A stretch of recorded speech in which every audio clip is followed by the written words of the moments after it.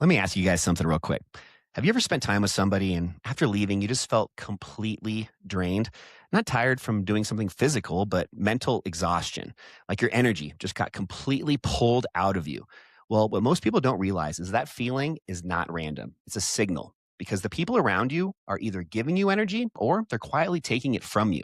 And over time, that has a much bigger impact on your life than you think. So, today, on a brand new episode of the Pursuit of Progress podcast, I want to talk about the hidden cost of negative people and how they can affect your energy, your standards, your decisions, and ultimately your income and your growth.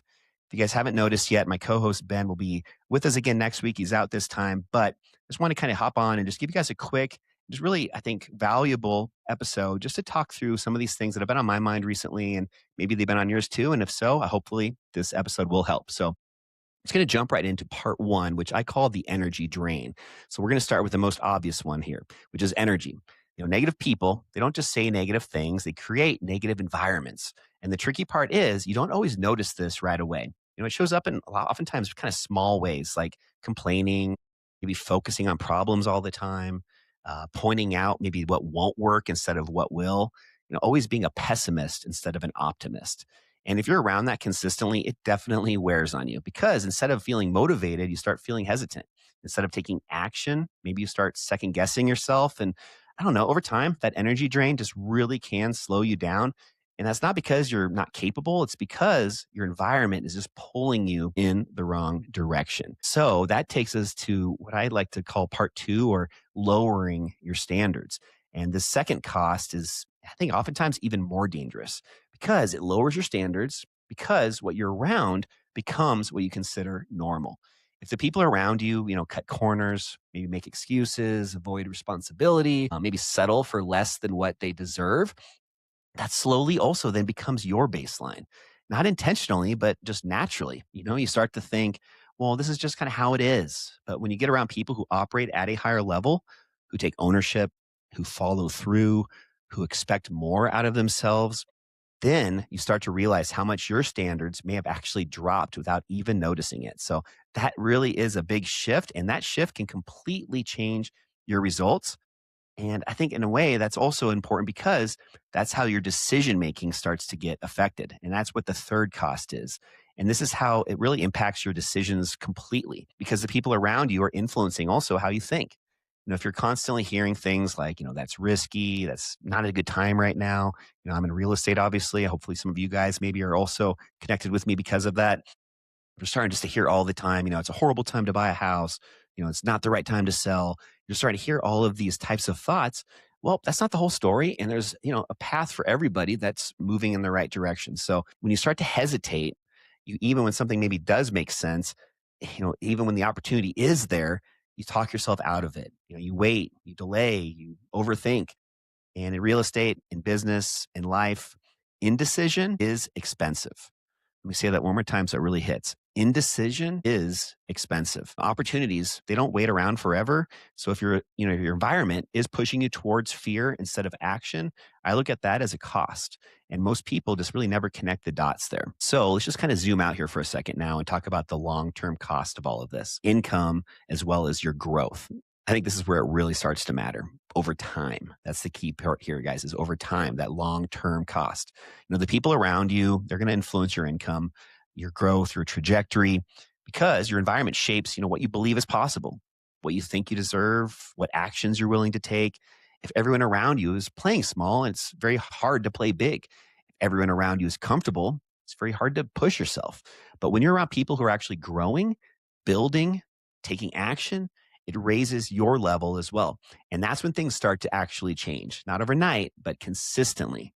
So, with all that being said, what do we do about it? How do we actually, take action? What do we actually do with all of this? Well, this isn't about cutting people out of your life overnight. That's very important to understand. It's really, I think, more about awareness at first and intentionality. Start paying attention to how people affect you.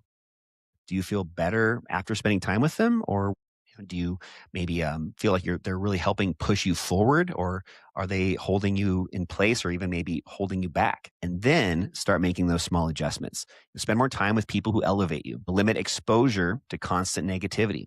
Fill the gap with podcasts, books, content that push you guys forward because your environment is always going to be shaping you, whether you choose it or not. So you might as well choose it intentionally. We've done a few other episodes in the past about kind of similar topics. One of these is one of the best, I think, just self growth kind of people in the entire industry. Has been around forever. Is Jim Rohn? He's actually kind of the guy that Tony Robbins got all of his insight and just his kickstart to the man that he became. A lot of that was from Jim Rohn. Jim Rohn talks a lot about just the five people that you're around the most, and you're going to end up being very similar to that group of people. So kind of take that and apply that as well when we're going through this. Another episode that we've also done recently is about the reticular activating system, the RAS. And this is just really relevant here because it talks about with the RAS, a part of your brain that basically starts to recognize specific things. And those specific things, very, very much so, could be either positive or negative. So, an example of this, just kind of at a very generic level, is let's just say that you have a red Jeep Wrangler, or maybe that's the car that you're kind of dreaming to get someday. Well, good luck. More likely than not, as a better way to put it, when you start driving around, you're going to start to notice every single red Jeep Wrangler driving around. And that's that reticular activating system, basically just being trained to acknowledge, sometimes not even intentionally, subliminally at times even, but you're going to start to notice those things, that red Jeep as an example. But this can also be applied to both optimistic as well as pessimistic thoughts. So the more that you're feeding yourself and your brain with optimism and productivity and just a more positive mindset, over time, if you're doing this consistently, you're going to start having that reticular activating system focusing on the right stuff. So if you guys want to kind of dive deeper into the reticular activating system specifically, definitely check out that episode. If you guys search it in YouTube or on the podcast, you guys can find it. And I'll also put a little note in the podcast show notes so you guys can access it there too. But just kind of close this one out. I know this one was quick, but I wanted just to kind of end it with this. If there's one thing that you can take away from all of this, is that people around you matter more than you think. They're shaping your energy, your standards, and kind of in a bigger picture, your future. So just choose wisely. That is the biggest point here more than anything else.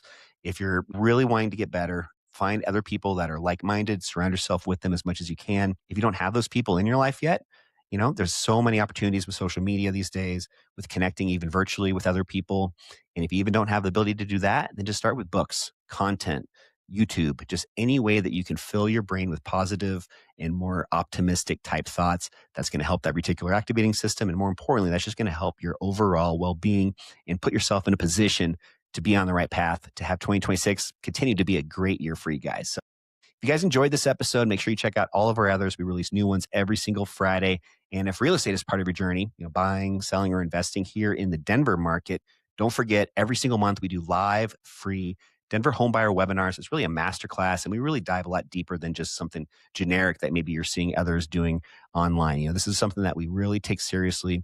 We share some of the biggest mistakes that we see other homebuyers making right now in today's market, as well as sharing some strategies that we're currently using with our actual clients to find success and still win in a market that has tended to be quite challenging for most people. And yes, I do see a light at the end of the tunnel, but it might not be quite as soon as we think. So I think this is a great way to really just position yourself in the best way possible on these free Denver Homebuyer webinars. If you guys want to join and want to get a ticket to the next one, just go to denverwebinar.com and grab a free ticket there. But with all that being said, hope you guys have a great rest of your day, a great rest of your week, and we'll catch you guys next week on a brand new episode of the Pursuit of Progress podcast. We'll see you then. Bye.